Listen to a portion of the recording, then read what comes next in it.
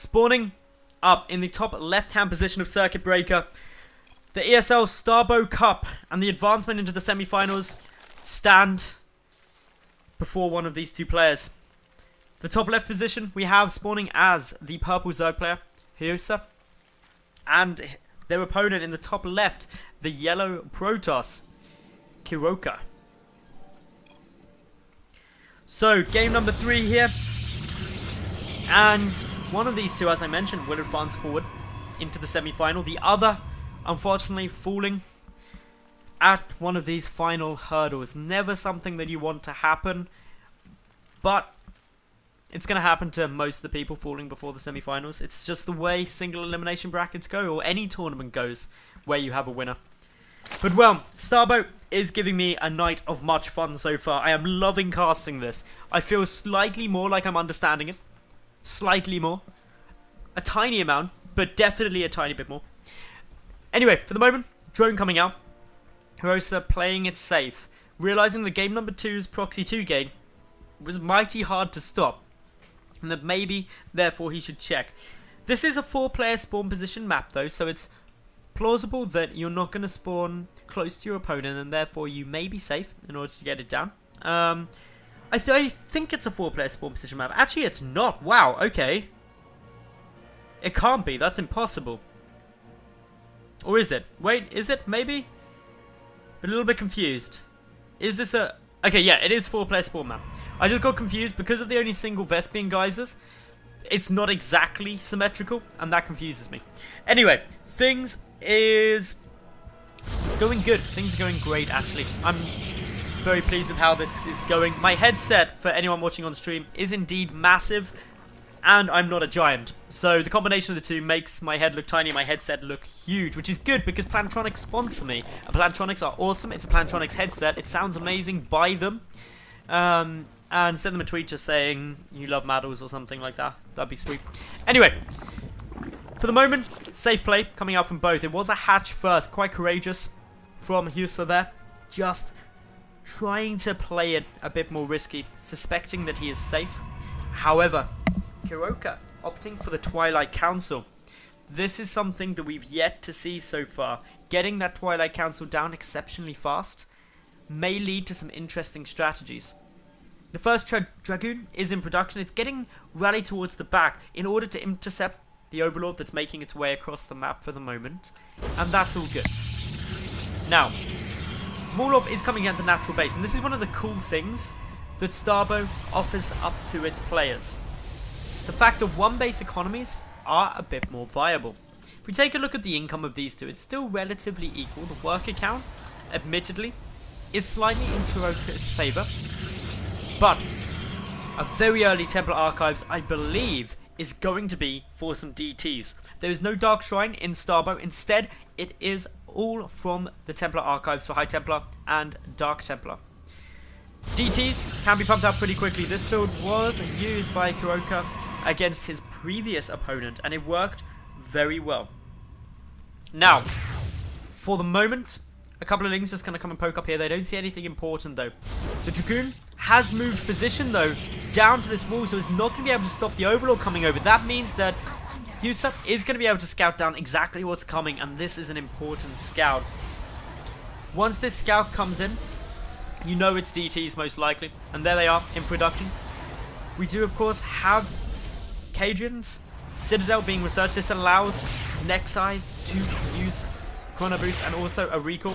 The Dragoon now comes back up, realizing he's failed in his job of preventing the scout, and suddenly Heusa is all-knowing of what's coming down. Therefore, starts up the Overseers, gets ready to get the detection. The one difference that you need to really appreciate about Starbow Overseers compared to normal StarCraft Overseers is that they are slow. Can you see that? But on the bright side, even though there is a layer done, Overseers are hatch deck, so you're pretty safe. We've got a Spine Crawler getting into position. That's going to help against it. DTs waddling their way over. Well, not really waddling. I'd say Dark Templar stride across the map. They just seem to glide with every step that they take. They've got air under their feet. Anyway, this is all going good for the moment. Spine Crawler are going to start poking, prodding. Lings are there. The Dark Templar just realizes, oh hell no, I'm not going into that. Sad face coming down from Kierowca. I feel bad for Kierowca now. But then I remembered that he did go for a proxy 2 gate last game, and therefore any sympathy I may have for him vanishes quickly.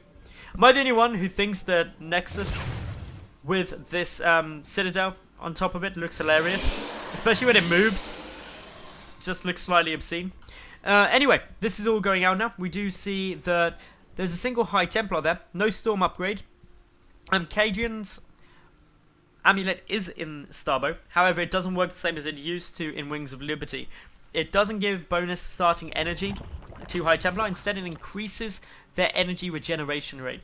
Storm is essential going up against Zerg, though, because the Hydralisks are pretty squishy still. And while they do nice damage, Storm really shuts them down exceptionally fast. Zealots are also incredibly effective against all the hatch tech that Zerg players have, because Roaches are now on Lair. We do see, though, Lurkers are going to be getting down onto the field as the Lurker Den is morphing in. That's good. Another thing to note is, and quite surprisingly, this isn't actually being utilized at the moment. There's only one Queen down on the field for Heusa at the moment, and they have an ability called Nurturing Swarm. That's like Transfuse, except it can be cast on buildings that are being created, and for 20 seconds doubles their build speed. That's really helpful, because obviously it allows you to rush out key tech. I haven't seen many players utilize it as of yet, to my knowledge, but that would really help get certain things down quickly.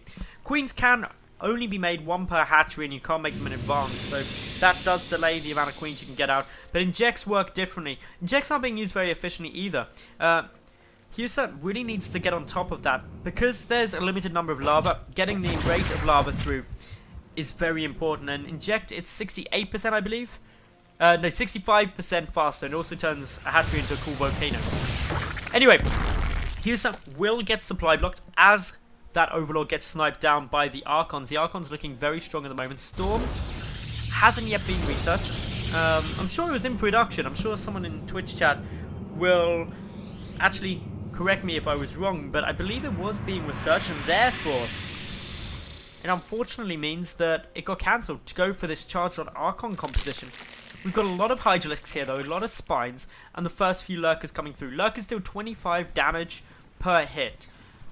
Just over 2.5 second attack speed, but they're burrowed, so it's very difficult to deal with. While there is a robotic facility coming down at the moment for Kierowca, you cannot get observers out until after you've got the observatory building. So, those Lurkers burrowing up, gonna just be holding this position at the moment for Heusa, and as a result, Kierowca is going to have to retreat. The sound effect from Brood War being used for the Hydralisks in Starbow, and therefore they sound just a little bit more cool. If we take a quick peek at what's coming across the map, just a slow and steady positional hold of the third base. That's what Heusa seems to be doing for the time being. May go and take that third. Alternatively, could go on the aggressive. Decent number of Lurkers are now down. There's 6 of them. That's a considerable amount of damage to deal with. The robotics facility finished, but no observatory as of yet. Instead, a robotics bay going to be coming down. That allows Reavers to be made, but it gets cancelled. There we go. Observatory now coming out. That allows 4 observers to get made. We can see the spread of units really showing its own now. When you move units, they don't clump up as much as they do in StarCraft 2. They try and stay in the formation they previously were. Just a bit more spread. The Lurkers siege up in a beautiful position though, and considering Kierowca does not have a natural base, the economy is already looking fantastic for Heusa. So Heusa is just going to start pushing forward, trying to bait things back into these Lurkers. Lurkers will just edge forward, leapfrog through, and that's going to make it a lot more challenging to try and stop them, especially without that observer, which is currently getting chrono boosted. Protection 100% required, but with the Overseer there, the Hydralisk will be able to do a good amount of damage to it. We can see now the Lurkers just picking away very nicely. The Overseer going down is a nice little snipe down from Kierowca, because it means that suddenly that Observer is completely safe. Will grant vision. So yeah, this is now where the Lurkers are all going to start getting taken down. A few making a scurry up into the main base, attempting to probably get into the mineral line just to deal some damage there. 2 Lurkers, I believe, will kill probes in one shot because they do 23 damage per hit. Yep, I was right with that. So, yeah, boom. Nice damage being done. Good number of kills racked up on the worker count. 10 go down. That puts Heusa up 37 to 15 workers, and he's also taken this bottom left base and is now taking the other, or the natural base of the bottom left, which means that it's unlikely to get scouted, but it also means that his economy going to start skyrocketing. Now, more lurkers are morphing in. These are lurker cocoons. They look very swish. This is going to be a strong defensive position.